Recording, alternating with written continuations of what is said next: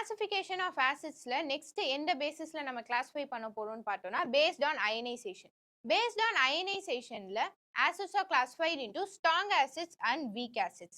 First அயனைசேஷன்னா என்னன்னு பார்த்தோம்னா the என்னதுன்னா the ions acids வந்து வாட்டர்ல போட்டோம்னா என்னவாகுது அயான்ஸா ஸ்ப்ளிட் ஆக போகுது. லைக் HCl நம்ம வாட்டர்ல போட்டோம்னா என்னவா மாறும் H plus and Cl minus it's going to be ionized. இதுதான் ionisation.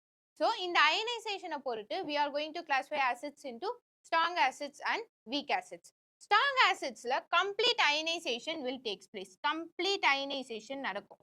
Whereas weak acidsல partial ionization தான் நடக்கும். So இத வந்து நம்ம விர்ச்சுவலா பார்க்கலாம். So இங்க பார்த்தோம்னா see இப்ப I am going to take strong acid and weak acid. ஓகேவா? இப்ப weak acid னா என்னன்னு சொன்னோம் partial ionization. Partial ionization னா example for weak acid வந்து I am going to take acetic acid.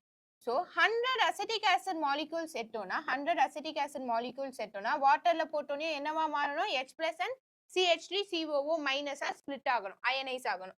So 100 acetic acid molecules எடுத்தோம்னா I will get only CH3 20 CH3COO minus plus 20 H plus.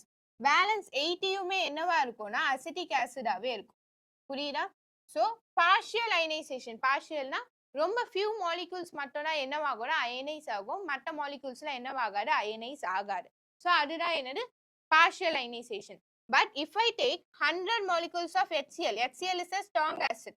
100 molecules of HCl எடுத்தனா 100மே 100 H plus and 100 Cl minus என்னவாகும்னா அயனைஸ் ஆகும். So இங்க பார்த்தோம்னா இந்த கலர்டா இருக்கிறது தான் அயனைஸ் ஆயிருக்க ions. கரெக்டா? இப்போ வந்து நான் weak acid எடுக்கும்போது only few colored ions are present. So few molecules மட்டும் தான் என்னவாயிருக்குன்னா அயனைஸ் ஆயிருக்கு.